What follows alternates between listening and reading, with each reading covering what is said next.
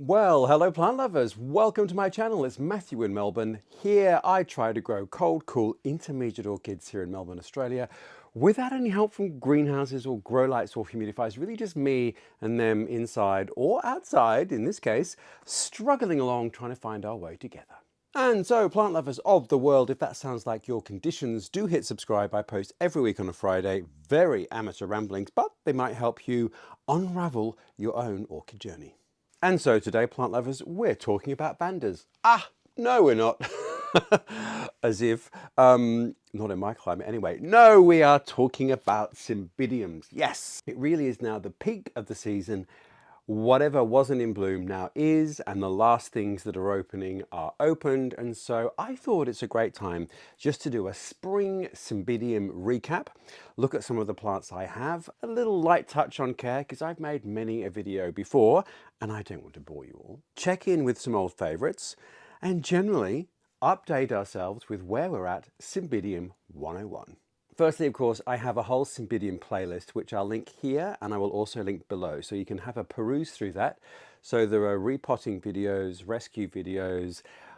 There's an autumn flowering Cymbidium video. So none of those plants are featured in this video because guess what? Yes, they bloom in autumn. So I put those as a stand aside. But what I have done over the last 4 months is make little videos as each different type of Cymbidium has come into its full glory. So this one here, for example, is just on the turn.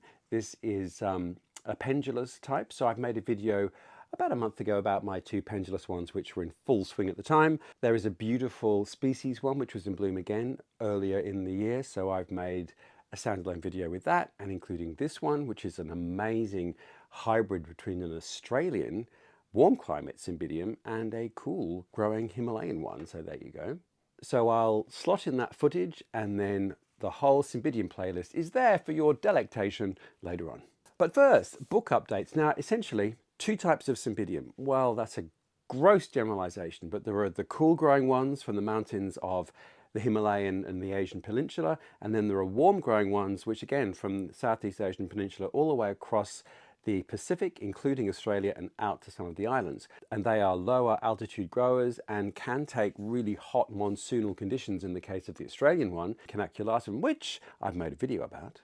And so a bit of a misnomer to think that only those of us in a cold climate or a cool climate can grow Cymbidiums. No, plant lovers, if you're in the tropics or in a warmer climate, which doesn't necessarily have cool or cold winters, you can still grow Cymbidiums. And this book is a great case in point. It's called Heat Tolerant Cymbidiums by Kobsuka Ratana, who is an amazing Thai Cymbidium specialist really, but this book actually has lots of species, including the cooler high altitude ones, but also lots of lower altitude Cymbidiums, which can take warm or tropical conditions and flower and thrive.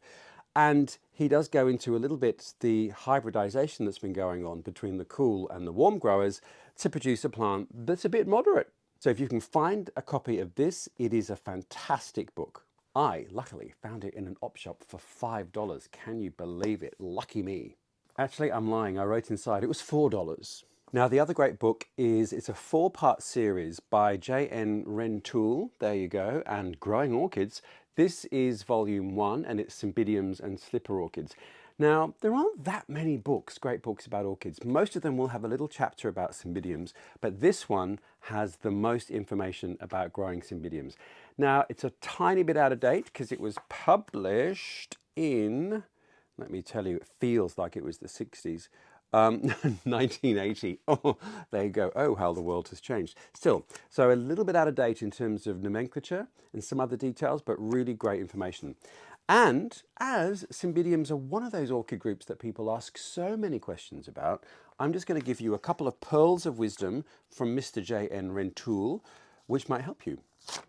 So first question is, where do I grow them? Now, I've made a grow space video, which I'll link. Mine are outside all year. They're undercover, a little bit protected by a carport and then by a row of deciduous silver birch trees. So they get plenty of dappled light in winter and a little bit more shade and protection in summer. And they do get early morning light and then they do get afternoon light, but protection at sort of midday. If anything though, I'd say my conditions are slightly too much on the shady side, which we'll get to. J.N. Rentoul says, in terms of where to grow Cymbidiums, one of the best aspects for Cymbidiums is direct sunlight for the first hours of the day, speckled sunlight for the following few hours, with the hottest period offering shade. This is ideal for growth and flowering. And then talking of flowering, he makes another interesting point, which I have certainly observed with some of my orchids, which is colour is one of the hardest factors to get right in flowers, because it is controlled to a large degree by the prevailing weather at the time the spike forms and develops. Interesting, because one of my pendulous orchids that's in the previous little clip, which we'll get to, certainly has had a different colour each of the 3 times it's bloomed for me. So there you go, very much dependent upon the ambient temperature and light the flower gets as the buds are forming. Fascinating. And also fascinating, a few months ago, I was very lucky that I have another YouTube channel actually with Stephen Ryan. It's called The Horticulturalist. I'll link that just in case you're interested. It's general gardening, but elevated, let's just say. And we were in an amazing dry climate garden, which is to the southeast of Melbourne. And it's in a bit of a rain shadow, so it doesn't get as much rain and moisture precipitation as Melbourne does, hotter and drier. And an amazing garden full of aloes and cacti and succulents, really beautiful, very Mediterranean, dry tolerant plants. A sensational garden. I would say one of the most beautifully considered gardens I've seen. And as we were wandering around, under the dappled shade of some eucalypts were a whole raft of Cymbidiums. I'll drop in the footage here. And they were all just coming into bloom. Absolutely stunning. And they're all in pots, they're all on the ground, but they're under the dappled shade of eucalypts. Now, eucalypts, of course, are not deciduous, so it's the same constant dappled light all year, but then with morning light and then afternoon light, depending where the sun is in relation to the season. So kind of the perfect spot. So if you can find a spot like that, or you can replicate it somehow, so you're getting dappled light, morning light, perhaps afternoon light, but gently so, that is the best place to grow Cymbidiums. And I've also mentioned many a time that if you can grow the common or garden hybrid Cymbidium, then you can experiment out with a couple of other types of orchids. The first one you should try definitely is Coelogenes, which take very much similar conditions. The other type, Zygopetalums, just a bit more light, I think. And the third type, Holcoglossums. Now, the Holcoglossums from the Himalayas, so the cooler, higher altitude Holcoglossums will like the same conditions as Coelogenes and Cymbidiums, and they will bloom for you like no tomorrow. So if you can get your hybrid Cymbidiums to bloom, have a go at those other types of orchids. Okay, well, let us just step back in time and go right back to much earlier in the seasons, in fact late winter, when the first round of Cymbidiums started to bloom for me.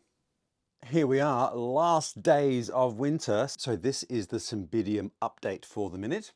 Now here is a wonderful pendant no ID hybrid that you can see very clearly living its best life.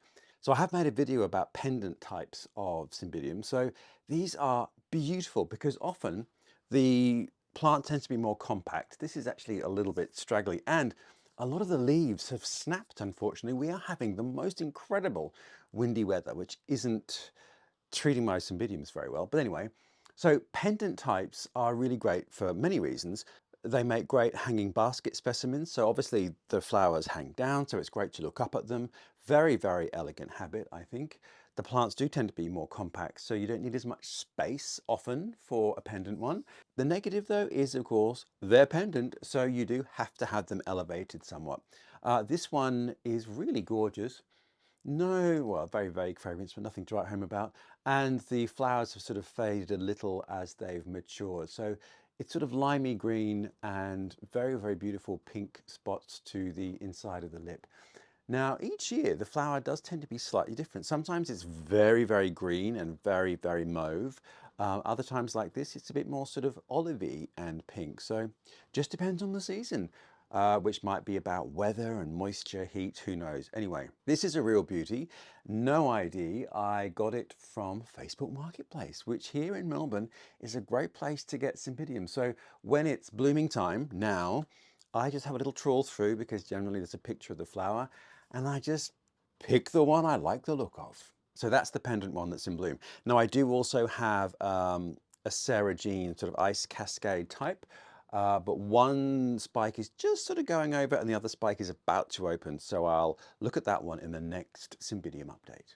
But perhaps what is most exciting for all of you, because many people have asked, is this here. Now, this fantastic bloom is the first spike I've had from cousin Joss's plant. Now, flashback in time, I made a Cymbidium rescue repot video.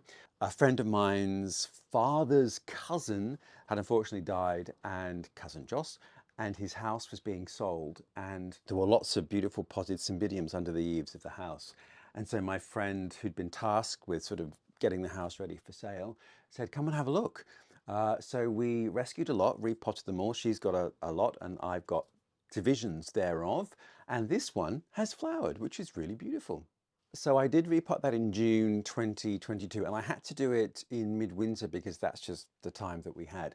Ideally, you probably repot in spring. So the plant was definitely set back because it would be at that point that it would have been producing flower spikes. But my friend took the larger division, because of course it was her plant, and that actually did flower immediately. I took a smaller piece with just, I think maybe 4 or 5 pseudobulbs. So it just took my division, my bit of the plant, another year to gain some oomph, create a new growth, and then it flowered for me. But look at the size of those flowers. That's like a real florist Cymbidium, really beautiful. And it's sort of a pale lime, but look at those, that sort of streak of red on the lip. Isn't it gorgeous? So cousin Joss, you live on with your beautiful Cymbidium. I also got a beautiful Dicksonia antarctica, a tree fern, Australian native tree fern from the house too, because the house is unfortunately going to be demolished. So those are just great because you can literally just slice them off and plonk them back in a pot and ta-da, they grow again. So that's just waiting until we move. But every time I look at it, I think of cousin Joss. And now, not that I ever met him, but now that this is in bloom too, that's something else to remember someone by. Most of the plants that I have, there's always some association, you know, whether it's Facebook Marketplace, remembering the journey to try and find the house and wondering if you were going to end up in a shallow grave, or cousin Joss, or whatever else it might be. I think plants like music and smell have that ability to kind of take you back and remind you of where you were or how you came about that plant. So that one certainly does it for me. And I'm thrilled, cousin Joss, that it's bloomed. But perhaps the most exciting Cymbidium on the block is this one here. And now you might observe, plant lovers, yes, I had to cut the end off. Why, I hear you cry? Because it fell over and all the buds that were at the top of the spike snapped off, and I could have wept. This spike has taken so many months to mature, and all the buds were just showing this wonderful sort of leopard striping as they were fattening and about to open. We got some warm weather and I thought, here we go. The bottom one started to open, and then it is so easy with orchids to do things like that. You can drop them, you can knock them, and that's it. A whole 12 months gone. You just have to wait another year. Anyway, I'm excited about this one for a few reasons. Really one reason, maybe two. Firstly, I had no idea what it was going to look like. Secondly, it is, and this one is a named hybrid. It is called Caned Magic Kobe. There you go. And it's a hybrid between the Australian Cymbidium caniculatum and a hybrid of the cooler growing Himalayan types. So which is where these ones and cousin Joss's are from, so very different environments. They are mountainous, cool growing, cold, cool growing, understory plants like a little bit of dappled shade, not too bright lights, moist most of the time. I mean, that's a generalization, but a generalization will do for this type of hybrid Cymbidium and its origins. This one, well, the caniculatum is an Australian Cymbidium and it grows in the far north, which is tropical. But the far north of Australia is a monsoonal tropical climate. So hot, humid, but a very pronounced dry season. So like parts of India, for example, where you have a distinct dry and then incredible amounts of rain and then dry. All the while hot and humid and hotter and more humid in varying degrees. So certainly not cold or cool. And it grows in much more exposed conditions, so much more direct sunlight and that quite extreme dry, wet, complete antithesis to this type. So you bring these two together in perfect harmony, what you're gonna get? This one, but the point is, how do you look after it? So that's the thing, plant lovers, that worried me somewhat. So I have a Cymbidium caniculatum, which I've made a video about, which has very particular care instructions for Melbourne to ensure that it doesn't die, because we ain't tropical, kids, I'm here to tell you. So being halfway house, I didn't quite know how to handle this one. And if we look at the plant, you can see that it has a very different form to your average Cymbidium. So it's got very rigid, upright, almost succulent-like leaves, massive pseudobulb. So this was a division, obviously. So this was the divided bulb.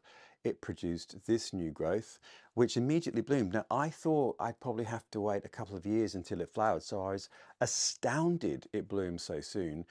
And then equally astounded at my stupidity in knocking all the buds up. But anyway, the point being, Canaculatum will die like that if it's too wet and cold in the southern Australian winter. So as this one was halfway between, I just didn't know where to pitch it. So what I did was I kept it dry-ish throughout winter. My regular sort of Himalayan cooler Cymbidiums, you know, I keep moist pretty much all the time. Obviously they get much more water in summer and less in winter, but they do get watered in winter so that there is no real sort of dry period for them. Whereas this one, I decided to water much more sparingly. I really let it dry out, and I waited until the day was moderately warm and a bit windy, well, very windy, but quite warm, so that the pot would sort of evaporate the moisture fairly quickly. And it seems to have worked. Look at that flower, isn't it gorgeous? So it's a much tighter, more compact flower, which is much more like the Canaculatum, and quite a rigid flower too, if that makes any sense, quite waxy. And these very beautiful sort of brownish, natural, mahogany, burgundy colors, and a bit sort of leopard printy. Isn't it great? Now, no fragrance. No, absolutely no fragrance whatsoever.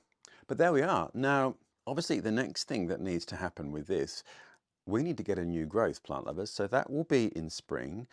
So the pseudobulb that bloomed for me was already established when I bought the plant. So it had already basically matured, had a year of growth.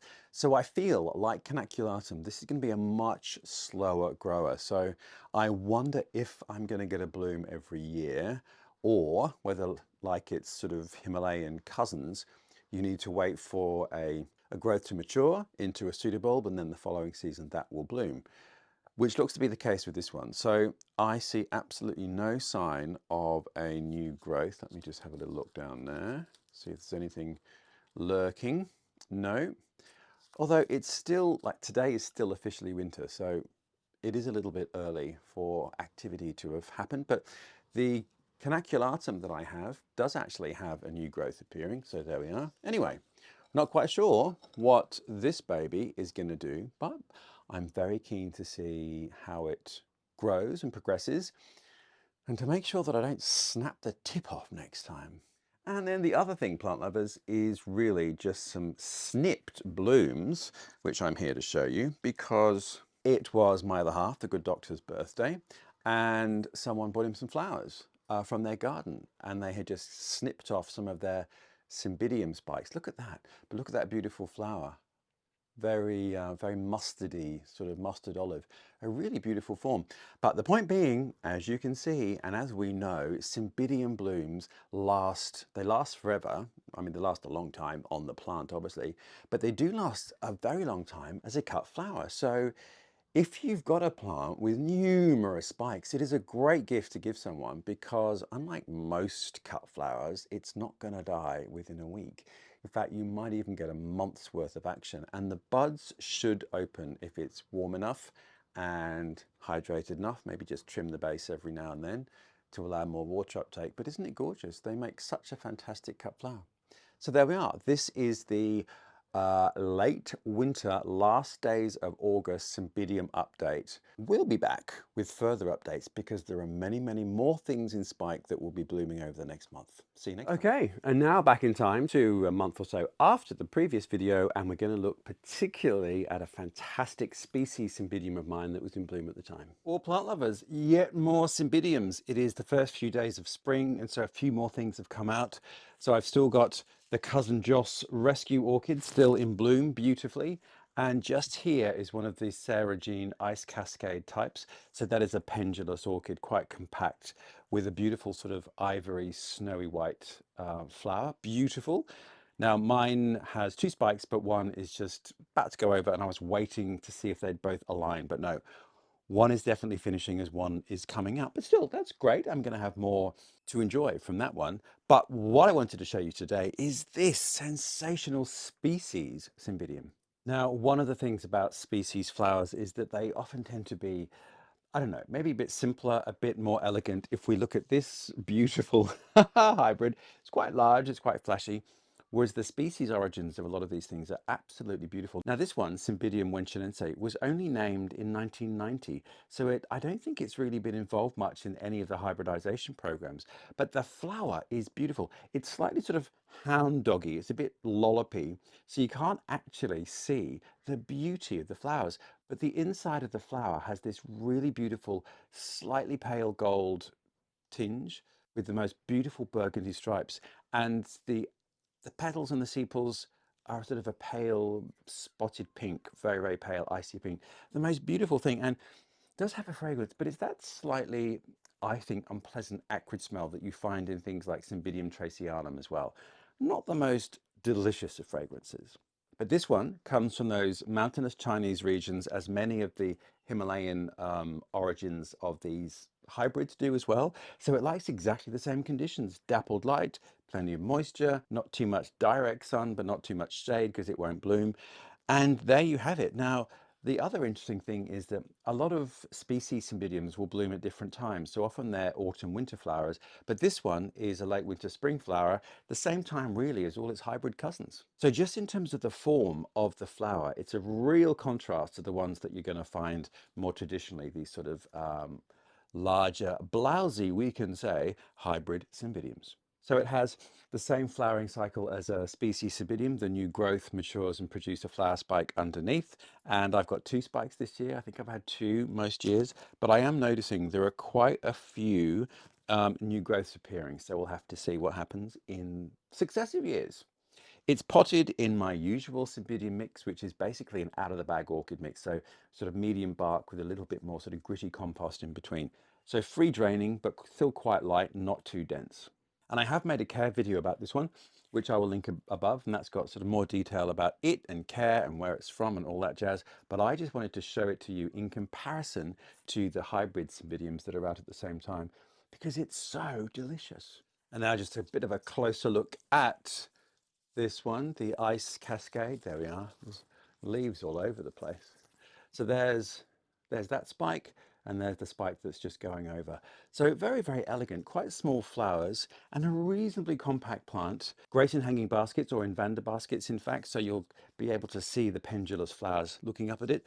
So these sort of pendulous compact ones are really great if you don't have that much room, and you can hang things if you've got the right amount of shade for them. So this one's a beauty.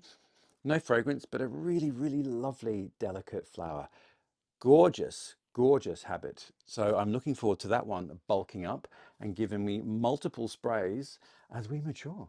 And then lastly, in our Cymbidium epic, I just wanted to show you this one. Now, I only just bought this one 2 weekends ago at the Orchid Spectacular, but it's still in bloom, and I just wanted to show it to you now in comparison to the others. So the form of the flower is so different. Also, a relatively compact plant, and just the form of the spike is really beautiful.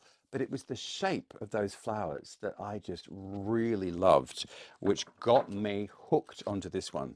So as you can see from this sort of selection, with the species, with the sort of classic large hybrids, with these smaller, more elegant pendulous ones, and then just these odd ring-ins, whatever their species ancestors are, you can get a really large variety of form and color and texture with Cymbidiums.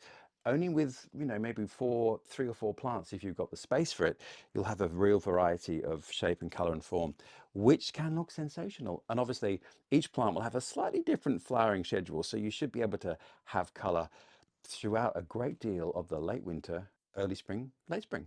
And if you throw in some species into the mix, you'll get some even earlier but later bloomers, if you know what I mean.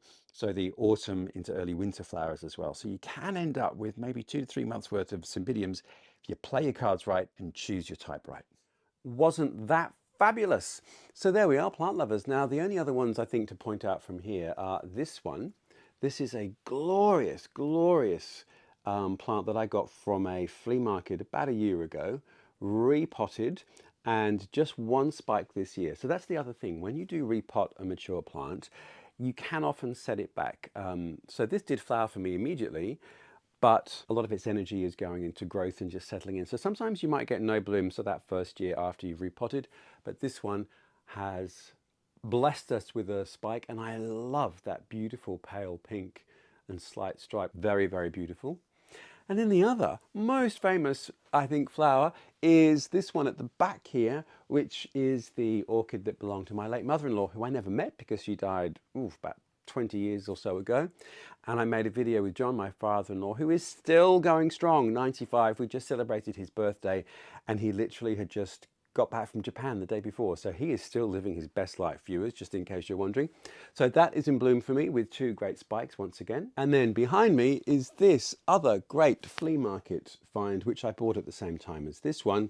So repotted that, and two amazing spikes. Very vigorous plant, very vigorous indeed. Love those flowers. Again, slightly apricotty, but with a very strong red lip and just a gorgeous flower. So I'm very, very happy. Finally, I'm getting to that sort of bower stage where I'll have clouds of Cymbidiums all in bloom at the same time. Now, some of these are colours that I wouldn't have chosen, or flower forms that I necessarily wouldn't have chosen.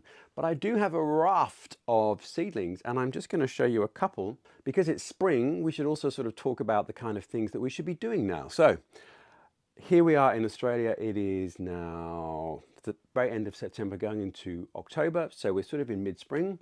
Most of the Cymbidiums that are going to bloom have bloomed and opened. So my mother-in-law's one actually was the last one to open. So now we'll be going into a different season where new growths are starting to appear. So let's have a look at that. This is a good example, actually. This is one that featured in an earlier clip, and I bought this at the Oscoff plant show because look at that flower. It's so, so beautiful. But what we can see from this plant, and I'll come in and show you more closely, is that we've got all of these new growth points coming out now. So at this time of year, spring, let me just get my secateurs, and what we can be doing is just trimming off these dead flower spikes. So we just trim those right down at the base, like that. And this one, super. Now I've still got one beautiful flower spike there.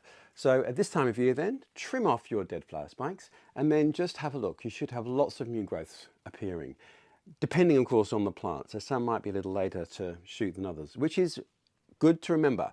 They're not all the same. They all have mixed ancestry and will do different things at different points of the year. But this one is shooting nicely. Now, it's in the black plastic pot that I bought it in.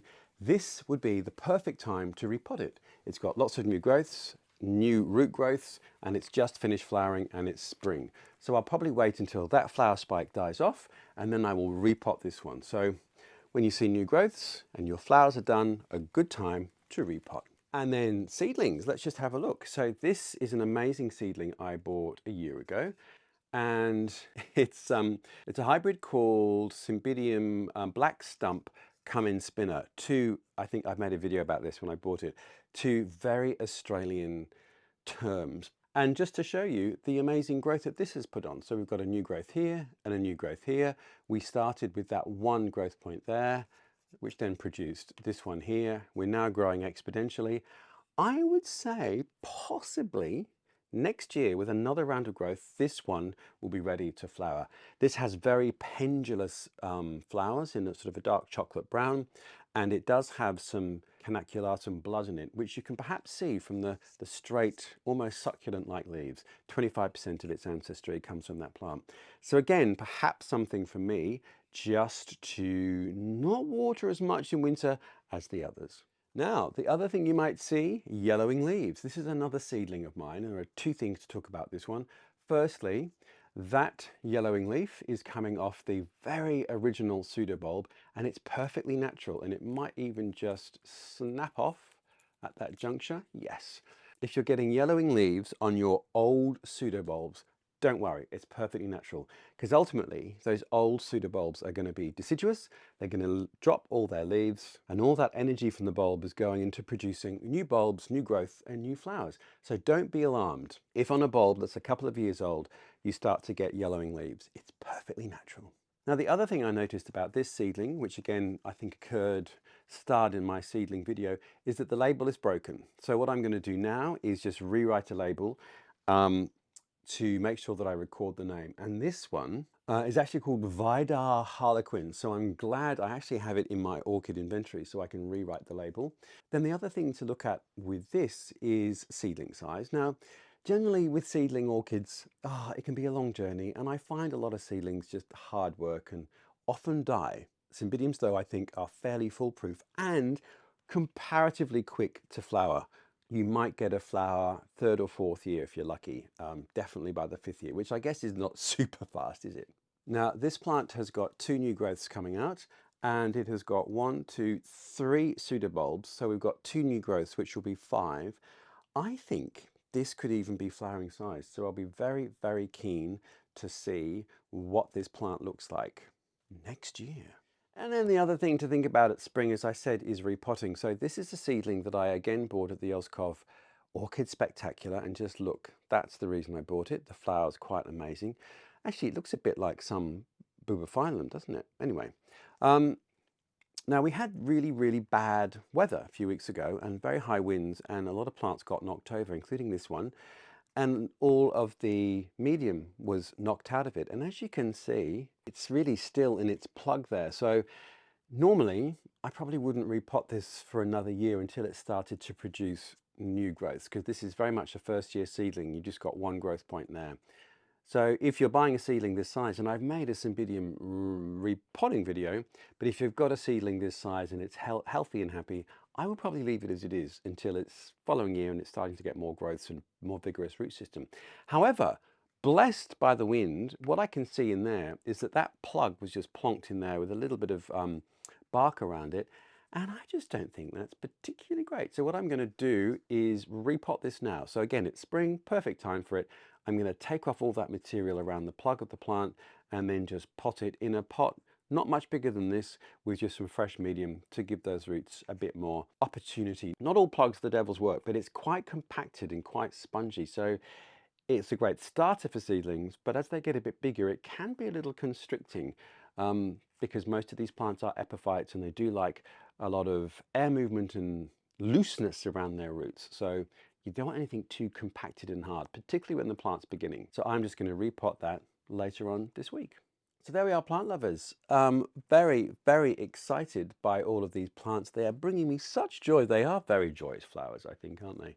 Now, so many people are given either old Cymbidium plants or Cymbidium back bulbs. It's a very, very common plant here in Melbourne, particularly in Australia, for people to be given. So fear not, be bold, be fearless, go out and try and make it work. So all my Cymbidium care videos, as I said, are linked in a playlist, and there's some about rescuing old plants, repotting seedlings, repotting older plants, so, and even dividing ones as well, because they can be really, really tough and you actually do need a saw. But if you can get through all that, you will give the plant a whole new lease of life, and it will definitely bloom for you as long as you get those few things right. Dappled light, bright direct light in the morning if possible, dappled light for the rest of the day, relatively consistent watering throughout the year, and it's spring now. What I do for mine is give them a topical application of a slow release fertilizer, and then throughout the growing season, which is the warmer period of the year, I give them a diluted liquid feed when I remember, and I'm a bit out of mind, out of sight with my Cymbidiums, I must say, but dilute that down to 1/8, 1/10 of the recommended dose, and that can be a food that is specifically created for orchids, or it can be a generic flowering plant liquid fertilizer, or more of a tonic that comes from sort of seaweed or even the runoff from worm farms. But dilute, no matter what you're using, dilute it all so you're not overfeeding them. So there we are, plant lovers, a fantastic period of the year for Cymbidiums if you're a Cymbidium grower. Of course, there is a period in autumn when some species and early flowering plants will bloom, which is wonderful. And because they are also genetically diverse, most of the hybrids you'll get now, you will really get flowers throughout that season, from autumn all the way through to winter and into spring as we are now, depending on what sort of DNA is going on in your particular plant. So if you can get a couple of plants that flower at different times, you'll basically have a Cymbidium in bloom for you for almost 6 months. There you are. I hope that's inspired your Cymbidium growing. There are some that are fragrant. Cymbidium tracianum, for example, is a very fragrant orchid. This one isn't. And in fact, I don't think any of these are.